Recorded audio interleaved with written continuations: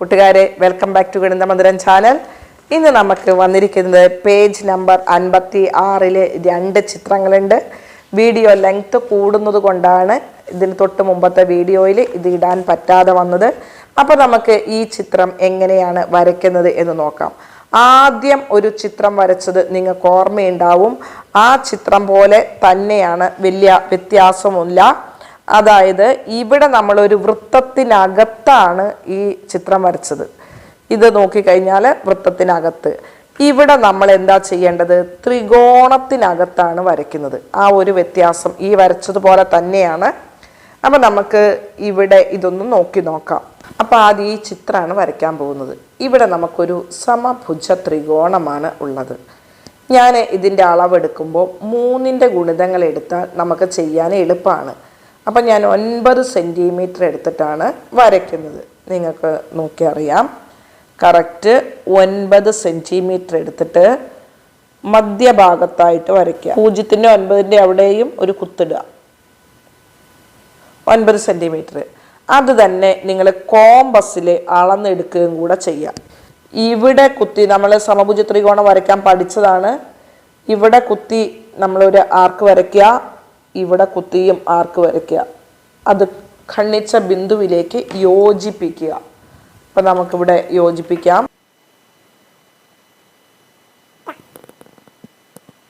ഇത് യോജിപ്പിച്ച ശേഷം ഇനി ചെയ്യേണ്ടത് ഇതിൻ്റെ 1/3 എടുക്കുക. അതായത് 1/3 എന്ന് പറഞ്ഞാൽ 3 സെൻറ്റിമീറ്റർ ആണ്. 3 സെൻറ്റിമീറ്റർ എടുത്തിട്ട് ഈ വശത്തെ നമുക്ക് ഭാഗിക്കാം. ഇവിടെ 1, ഇവിടെ 2. അപ്പം നമുക്ക് 3 ഭാഗങ്ങൾ കിട്ടും. ഇനി മറ്റ് 2 വശങ്ങൾ കൂടെ ഇതേപോലെ തന്നെ ചെയ്യുക. അപ്പം നമുക്ക് ത്രികോണത്തെ തുല്യ ഭാഗങ്ങളാക്കൽ കഴിഞ്ഞു. ഇനി നമ്മൾ വൃത്തം വരച്ചു കഴിഞ്ഞാൽ 6 തുല്യ ഭാഗങ്ങളാക്കൂലേ? അത് തന്നെയാണ് ഇവിടെ. നമ്മൾ വൃത്തം വരച്ചിട്ടില്ല എന്ന് മാത്രം. ഇനി ഒന്നിടവിട്ട ബിന്ദുക്കൾ തമ്മിൽ യോജിപ്പിച്ചാൽ നമുക്ക് 2 ത്രികോണങ്ങൾ ലഭിക്കും. ഇവിടെ ഞാൻ പെൻസിൽ കൊണ്ടാണ് ഇത് വരയ്ക്കുന്നത്. കാരണം ഇതിലെ ചില വരകളൊക്കെ മായ്ച്ചു കളയാനുണ്ട്. ഇപ്പോൾ നമുക്ക് 2 സമഭുജ ത്രികോണം ഇവിടെ കിട്ടിക്കഴിഞ്ഞു. ഇനി ഇതേപോലെ ഇടയ്ക്കുള്ള ആ ബിന്ദുക്കൾ തമ്മിൽ യോജിപ്പിക്കുക. 3 വരയുണ്ടാവും. ആ 3ഉം നിങ്ങൾ യോജിപ്പിക്കുമ്പോൾ നമ്മൾക്ക് ഇതുപോലെ ലഭിക്കും. ഇനി നമുക്ക് ഈ വര ഒഴിവാക്കണം. ബാക്കിയുള്ള വരകളും സ്കെച്ച് പെന്നുകൊണ്ട് വരയ്ക്കാം. മായ്ക്കുന്ന റബ്ബർ കൊണ്ട് മായ്ച്ച് കളയാണ്. അപ്പം നമുക്കൊരു കാര്യം ചെയ്യാം. സ്കെച്ച് പെന്ന് കൊണ്ട് വരച്ചതിന് ശേഷം അത് മായ്ക്കാം.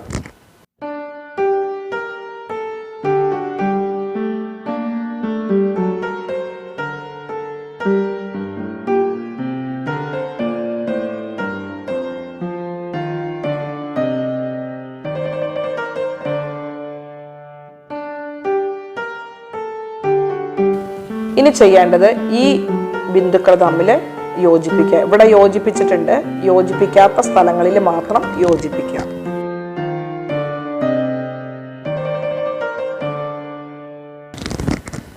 ഇനി കൂട്ടുകാർ നോക്കൂ, നമുക്ക് ഇതേ ചിത്രമാണ് ഇവിടെ കിട്ടിയിരിക്കുന്നത്.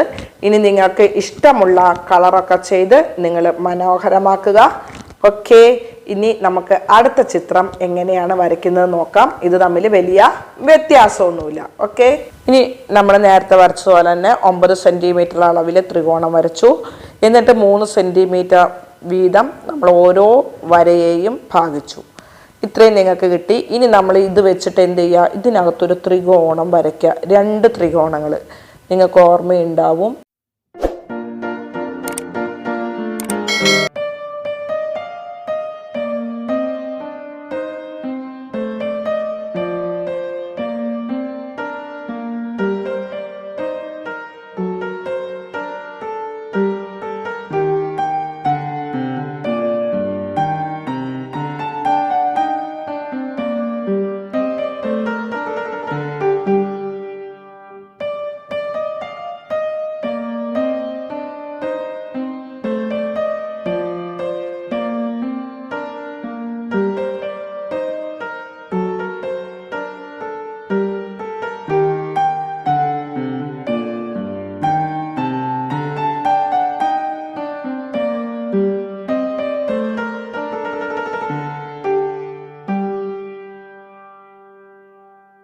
ഇനി നമുക്ക് ഇവിടെ ഒരു വരയും കൂടെ ഇവിടെ നിങ്ങൾ നോക്കി അറിയാം, ഈ വര ഇവിടെ ഉണ്ട് ഓൾറെഡി. ഇവിടെ ഉള്ള വര വരയ്ക്കണം. അതും സ്കെച്ച് പെന്ന് കൊണ്ട് തന്നെ വരയ്ക്കാം.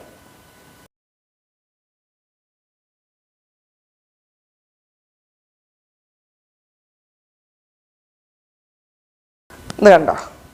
ഇനി എന്ത് ചെയ്താൽ മതി, നിങ്ങളിതുപോലെ കളറൊക്കെ ചെയ്ത് മനോഹരമാക്കിയാൽ മതി. നല്ലൊരു 3 ഡയമെൻഷനായിട്ട് നമുക്ക് ഓരോ ചിത്രങ്ങൾ ഈ ത്രികോണം വെച്ച്, സമഭുജ ത്രികോണം വെച്ച് തന്നെ വരയ്ക്കാം. കൂട്ടുകാർ വരച്ച് നോക്കുക. ധാരാളം പാറ്റേണുകൾ ഇതിനകത്തുണ്ട്. നല്ലൊരു പാറ്റേൺ മാഗസിൻ ഉണ്ടാക്കുക. ഇതിൻ്റെ ബാക്കി പ്രവർത്തനങ്ങളുമായിട്ട് അടുത്ത വീഡിയോയിൽ കണ്ടുമുട്ടാം. നല്ല ചിത്രമൊക്കെ വരച്ച് നല്ല മനോഹരമാക്കുക. Love you all. Okay, by.